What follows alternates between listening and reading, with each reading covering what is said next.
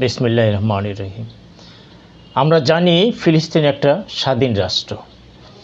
ইসরায়েলের যারা বসবাস করছে সেটাও ফিলিস্তিনদের জায়গা ছিল, কিন্তু আজকে খুব নির্মমভাবে ইসরায়েল বাহিনী ফিলিস্তিনদের উপর আক্রমণ করে তাদের সকল স্থাপনা ধ্বংস করে দিয়েছে। তাদের প্রায় 55,000 ফিলিস্তিনিকে হত্যা করেছে, লক্ষ লক্ষ মানুষকে পঙ্গু করেছে। তাদের শিশুরা অপুষ্টিতে মরে যাচ্ছে খাদ্য না পেয়ে। তো আমি সকল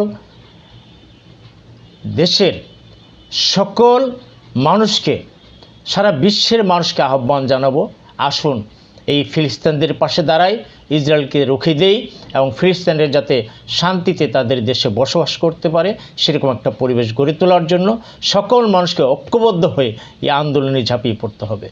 তাহলেই ইসরায়েলদেরকে এই দেশ থেকে বিতাড়িত করা যাবে। ধন্যবাদ।